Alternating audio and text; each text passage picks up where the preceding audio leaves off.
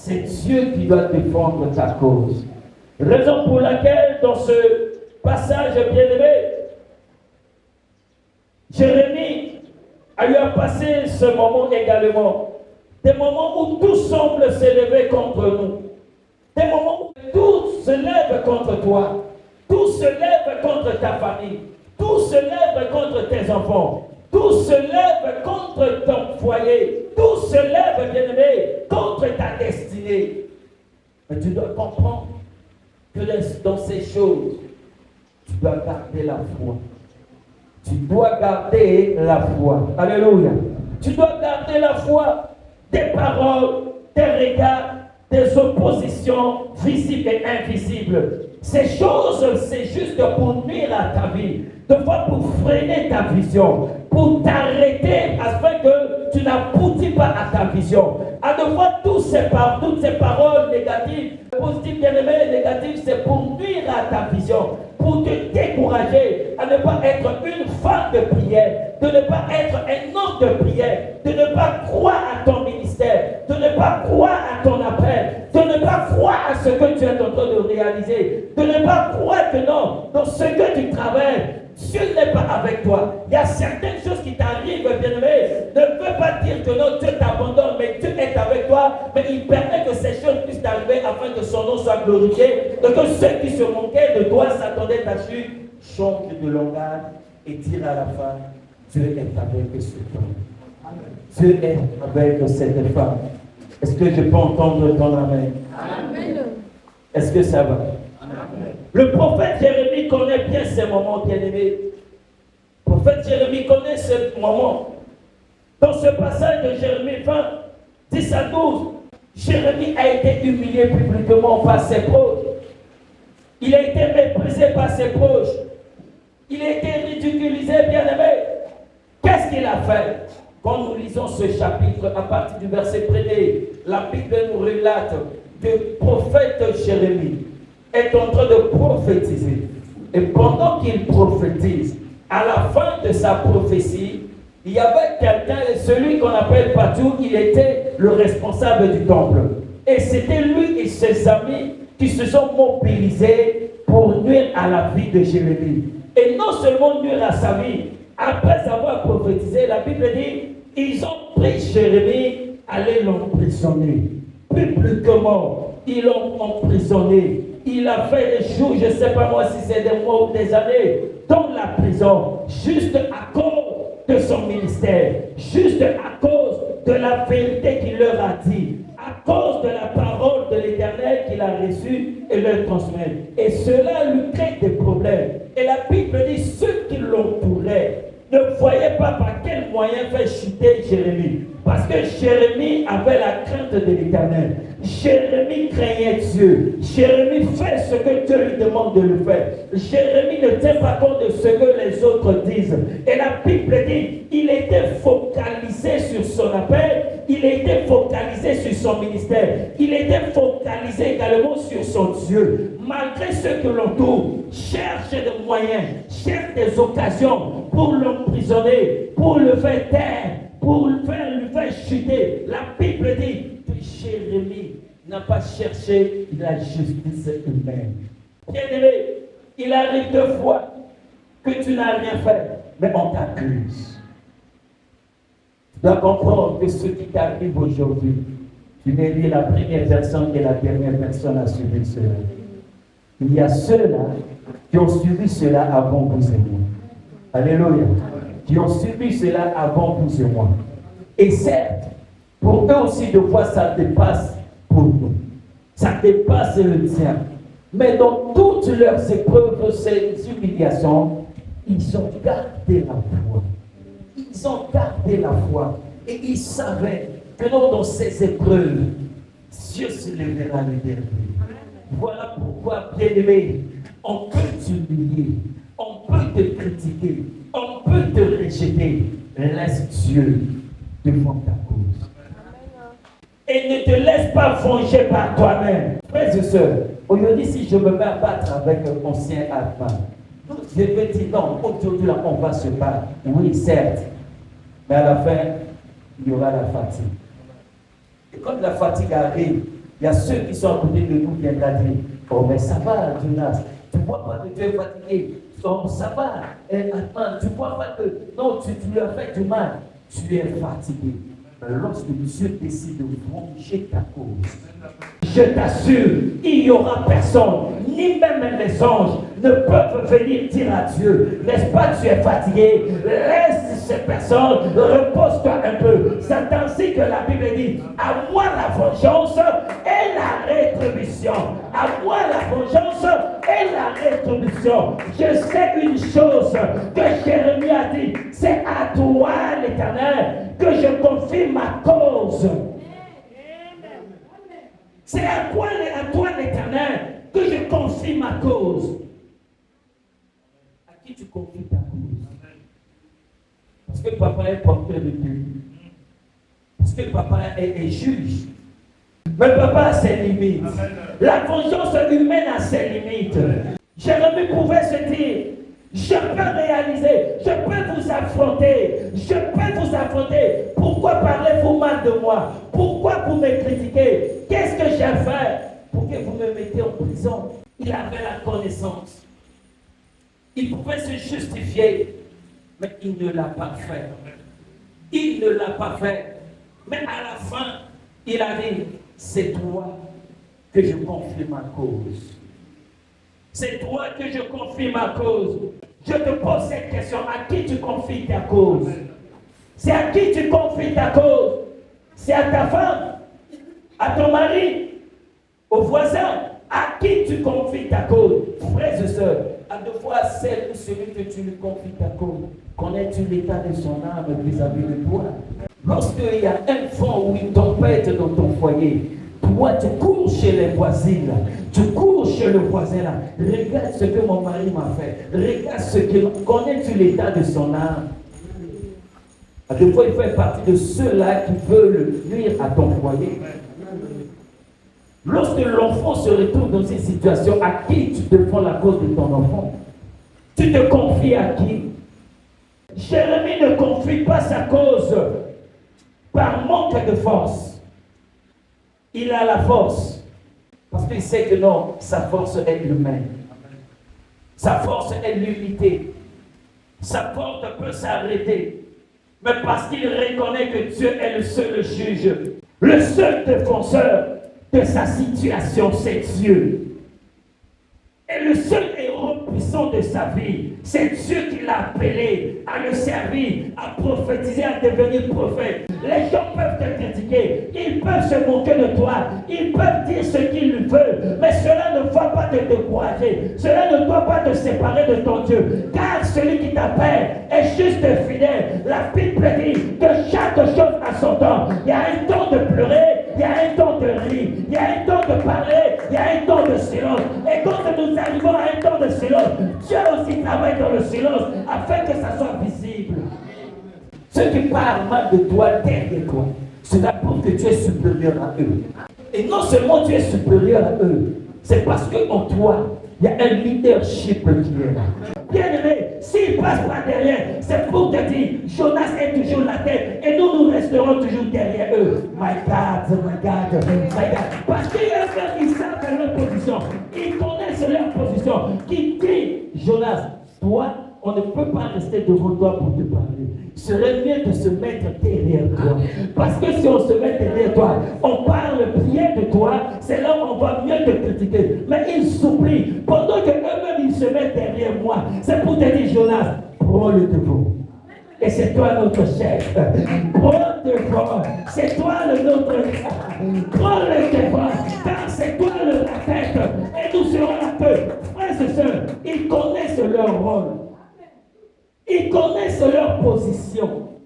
Alors si tu connais cela, à quoi bon entendre ce qu'ils disent et que toi tu viens encore t'humilier devant eux que non, toi, j'ai appris ce que tu as dit.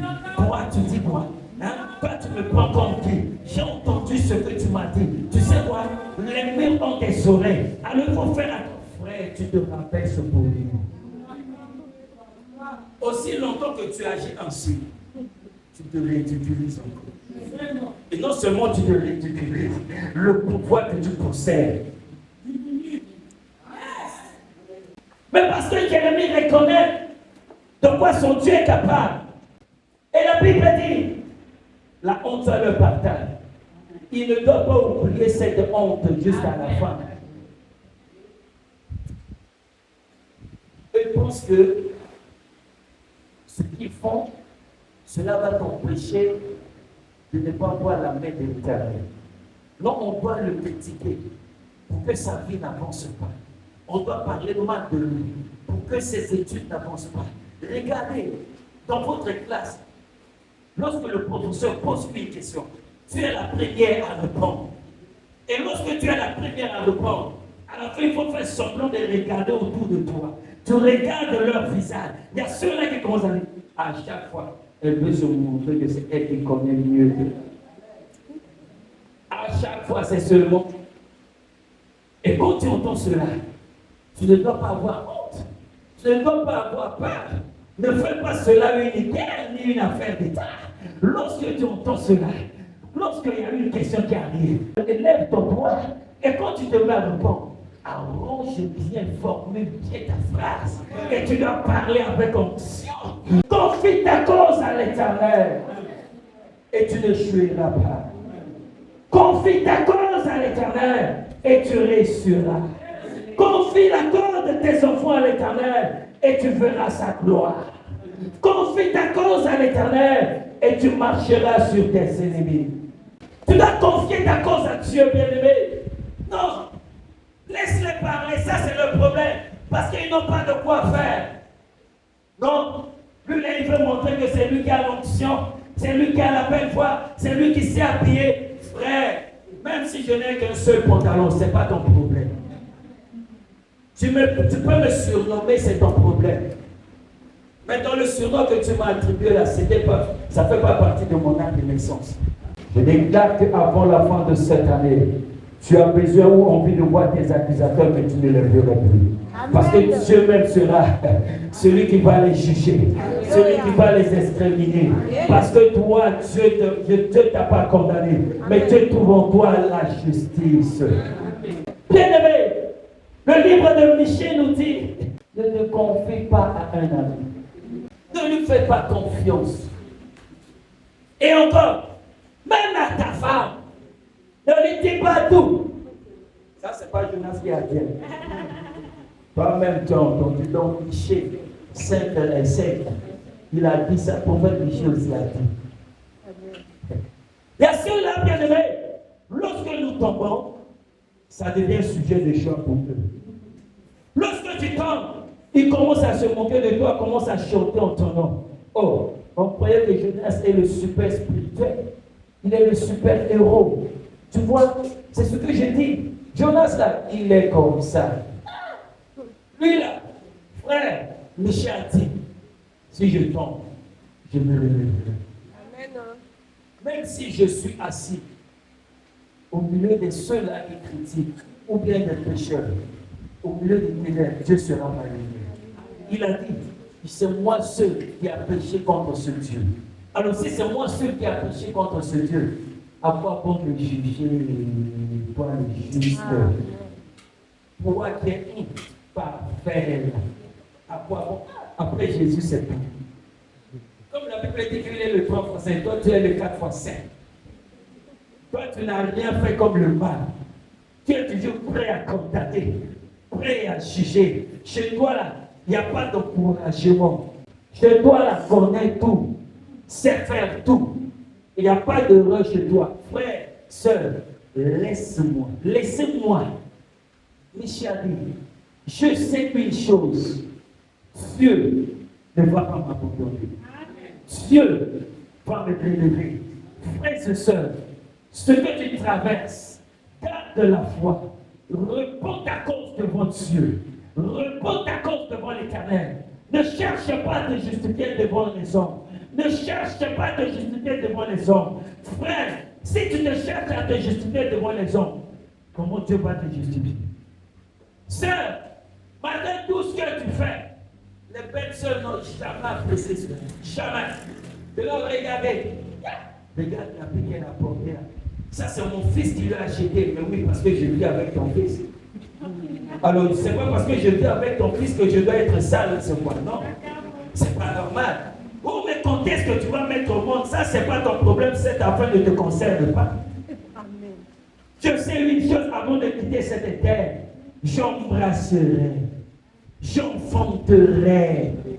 Si cela, Sarah, à 90 ans, appuie ta foi, et là même, je n'ai pas encore atteint 40 ans, et que tu te mets à parler mal, parle. C'est en ce moment que tu commences à me critiquer. C'est en ce moment que Dieu commence à faire son travail.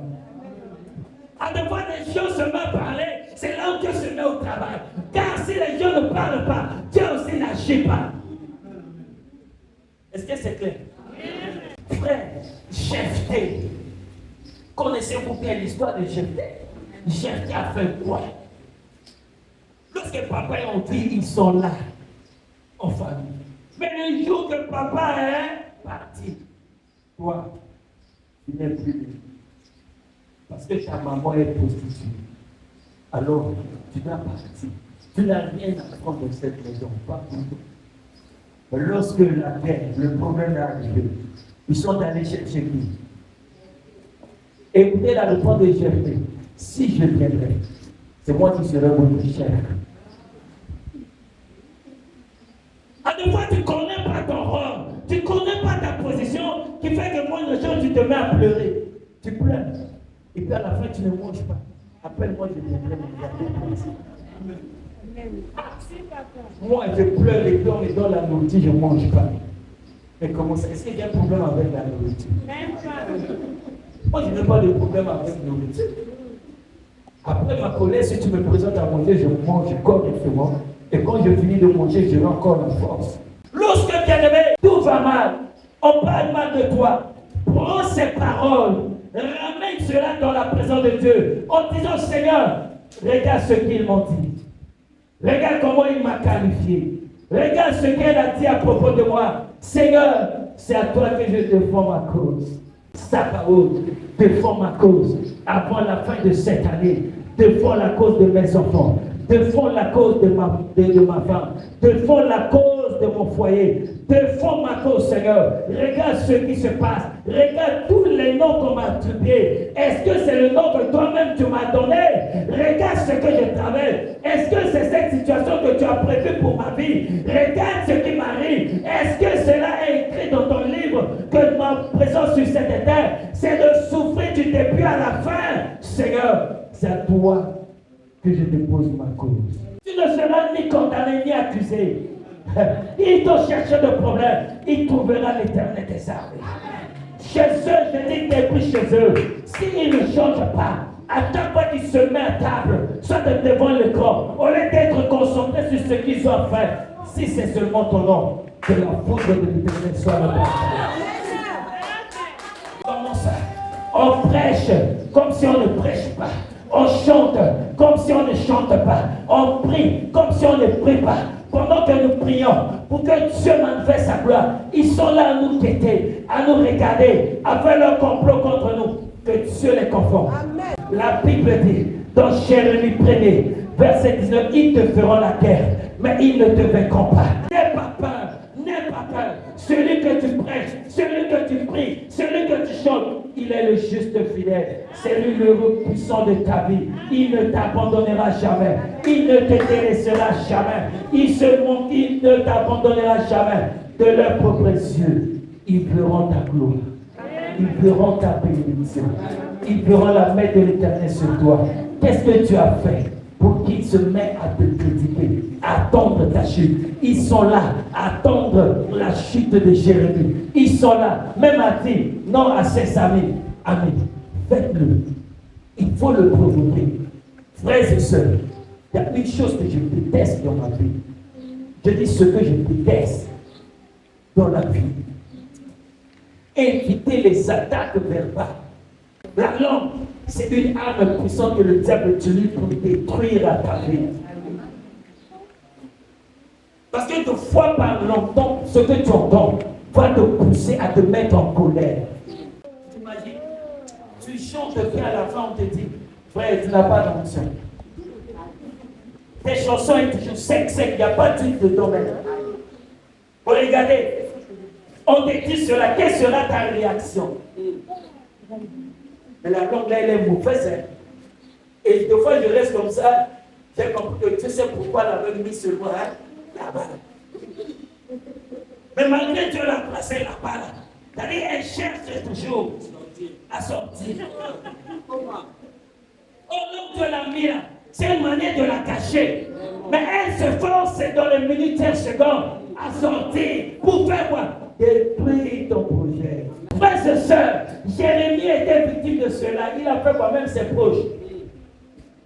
Je pense que pour lui, la cabine, il fallait que ceux-là qui doivent quitter au royaume pour venir te détruire. Avec qui tu partages la même assiette. C'est celui-là que le diable passe. Dans le monde du ténèbres, pour que la sorcellerie puisse te porter, il a fallu qu'il trouve un membre de... Parce que je mange aujourd'hui, toi aussi tu dois manger demain. Alors je fais sortir. Et à ton tour aussi tu fais sortir. Regardez la sorcellerie faire aussi les students. Vous n'êtes pas au courant. Donc vous le savez bien. Acclame le Seigneur pour ton nom. J'ai aimé Ésaïe 54, verset 17 qui dit: toute arme forgée contre toi ne prospérera. Ils sont là dans leur corps en train de dire: cette année-là, on va finir avec Jonas. Voilà pourquoi Jonas se tient sur cette échelle et déclare: cela ne sera pas son partage. Alléluia. Et Romains 8 a dit: si Dieu est pour nous, qui sera contre nous? Prends ta cause, tu emmènes dans la présence de Dieu. Prends la cause de ta famille, ramène ça dans la présence de Dieu. En disant: c'est à toi que j'ai confié ma cause. Si Dieu te trouve juste, tout ce que tu fais réussira. Réussira. Toi, présente toujours ton sourire. Garde ton sourire. Garde ta joie. Garde ta beauté et ton ambiance toujours dans la présence de Dieu. Tu ne sais pas, quelquefois il parle mal de toi, mais quand tu se retrouves dans des situations, il vient vers toi. Yaya. Et comment ils font souvent? Quand il vient avec ses problèmes, au lieu d'aller, ce sont les étudiants qualifiés. Comment Yaya?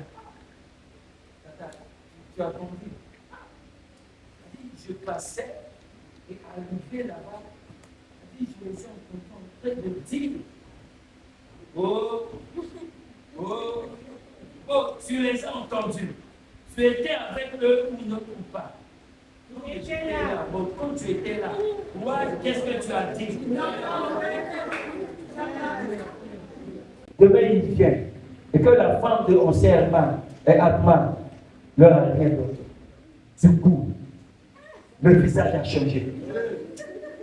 Donc, lui là, elle pense quoi? Viens chez notre yaya. Et puis, mais dites-moi, quand votre yaya souffre là, je souffre avec lui. Si aujourd'hui j'en ai pas. Avant quand vous venez là, il y en a là, on partage lui ou non.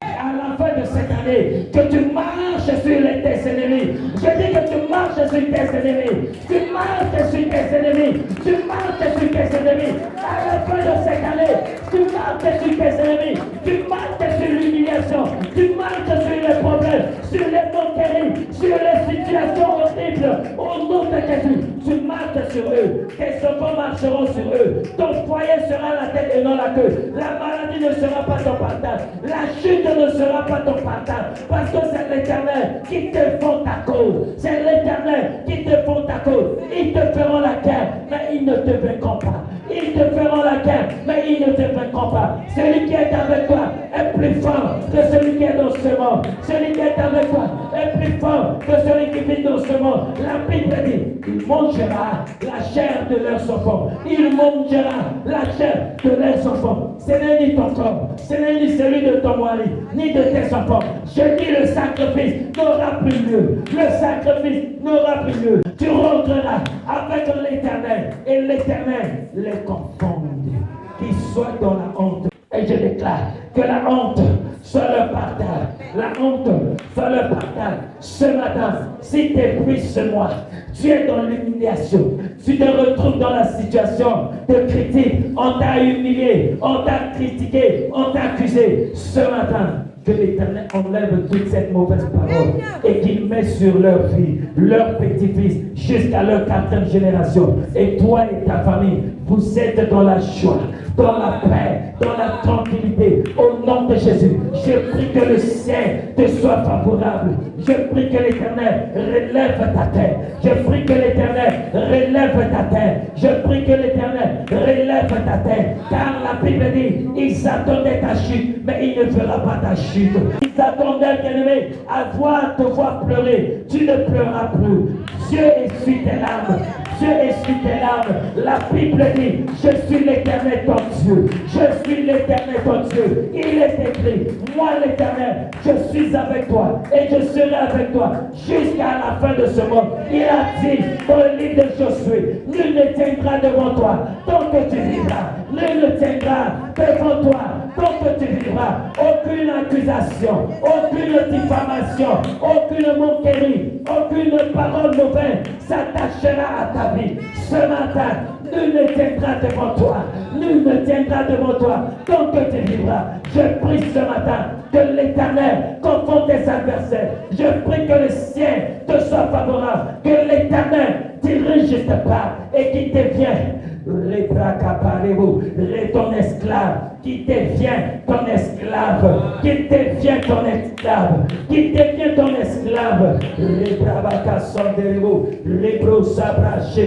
Là où tu es, si tu constates qu'il y a un, ça ne va pas, réponds ta cause, réponds ta cause, réponds ta cause. Pendant que vocation chante, réponds ta cause. Je n'ai pas de sujet à te donner, mais si tu es conscient que non, rien ne marche, trop d'accusations, trop de moqueries, de diffamations, réponds ta cause devant l'Éternel.